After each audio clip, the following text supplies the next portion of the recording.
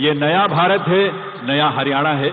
और अब मैं इसीलिए निवेदन करूंगा माननीय केंद्रीय गृह और सहकारिता मंत्री श्री अमित शाह जी से कि वे माननीय मुख्यमंत्री मनोहर लाल जी, रेल मंत्री अश्विनी वैष्णव जी और अन्य विभूतियों की गरिमामयी उपस्थिति में अपने कर कमलों से रिमोट का बटन दबाकर इन परियोजनाओं का डिजिटली शिलान्यास और लोकार्पण करें। माननीय केंद्रीय गृह और सहकारिता मंत्री, भारत सरकार।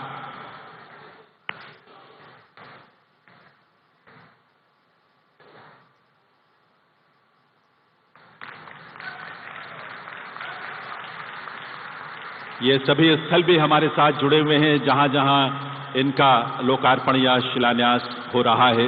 उन सभी स्थलों से एनआईसी के माध्यम से सब हमारे साथ जुड़े हैं इस समय।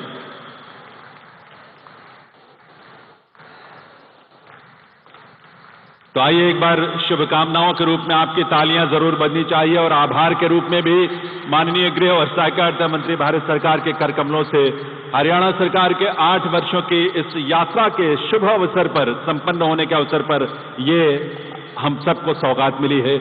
मैं निवेदन करूंगा माननीय विद्युत और भारी उद्योग राज्य मंत्री कृष्णपाल गुर्जर जी से, जो देश की संसद में फरीदाबाद का प्रतिनिधित्व भी करते हैं, कि वे फरीदाबाद की इस धरती पर माननीय गृह और सहकारिता मंत्री महोदय और सभी विभूतियों का स्वागत करें, स्वागत संबोधन के साथ।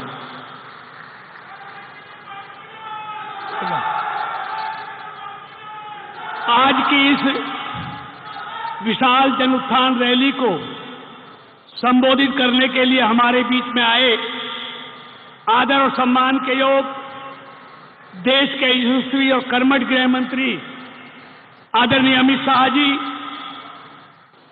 हमारे देश के यशस्वी रेल मंत्री आदरणीय अश्विनी वैष्णव जी, हरियाणा के लोकप्रिय मुख्यमंत्री आदरणीय मनोहर लाल जी, हमारे प्रदेश के अध्यक्ष आदरणीय ओम प्रकाश धनखड़ जी, हमारे प्रदेश के उप मुख्यमंत्री आदरणीय दुष्यंत चौटाला जी, हमारे प्रदेश के प्रभारी और त्रिपुरा के पूर्व उप मुख्यमंत्री आदरणीय विपुल कुमार देव जी, और आए हुए सभी विधायकगण, सांसदगण, पार्टी के पदाधिकारीगण और इस विशाल जनसभा में आए हुए आदरणीय भाइयों बहनों, पत्रकार और छायाकार मित्रों, आज मैं फरीदाबाद लोकसभा क्षेत्र की जनता की तरफ से अपने यशस्वी गृह मंत्री आदरणीय अमित शाह जी का हार्दिक अभिनंदन और स्वागत करता हूं।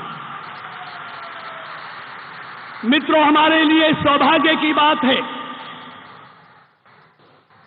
कि हमें मोदी जी के रूप में दुनिया का सर्वश्रेष्ठ प्रधानमंत्री और गृह मंत्री के रूप में आदरणीय अमित शाह जी मिले हैं।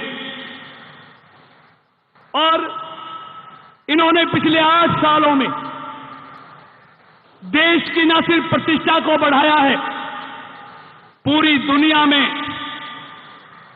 देश के प्रति लोगों का जो विश्वास था उसको जगाने का काम किया है। और मैं अमित जी के बारे में कहना चाहूंगा,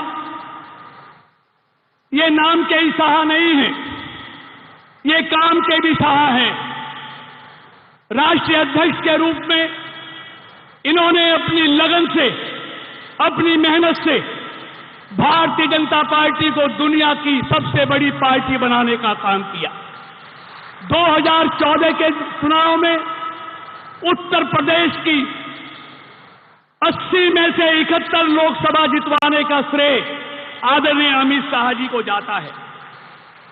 और गृह मंत्री के रूप में इनके कामों का मैं वर्णन नहीं करना चाहता, क्योंकि हम सब सुनने आए हैं आज। गृह मंत्री के रूप में इन्होंने जो काम किए हैं, जो ऐतिहासिक निर्णय लिए हैं, चाहे वो धारा 370 का हटाने का निर्णय हो, चाहे 3 तलाक से मुस्लिम बहनों को मुक्ति दिलाने का फैसला हो, चाहे पाकिस्तान और बांग्लादेश से हमारे हिंदू शरणार्थियों को भारत की नागरिकता दिलाने का काम हो, चाहे देश के अंदर आंतरिक सुरक्षा के माहौल को मजबूत करने का काम हो, या देश के अलगाववादी और नक्सलवादी इलाकों में शांति का माहौल पैदा करने का काम हो। इसके अलावा इतने काम हैं जिनको मैं गिना नहीं सकता।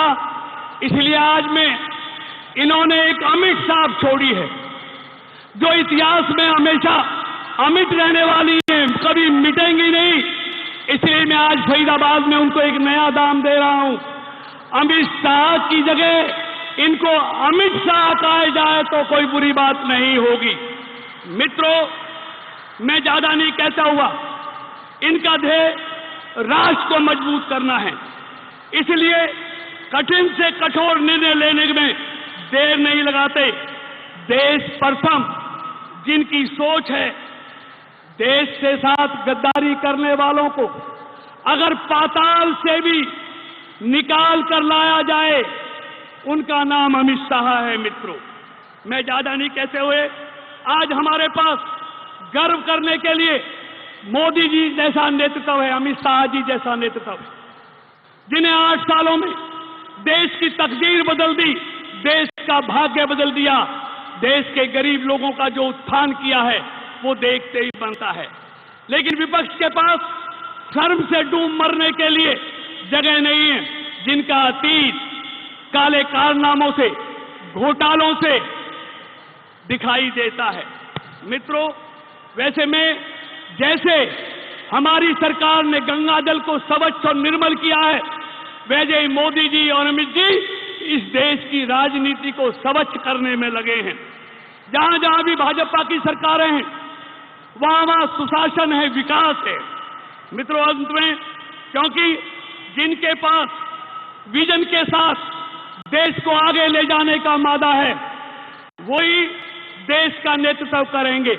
मित्रों, अंत में इतना कहना चाहता हूं कि आज मोदी जी और अमित जी के हाथ में देश का सम्मान भी सुरक्षित है, देश का खजाना भी सुरक्षित है, देश की सीमाएं भी सुरक्षित हैं।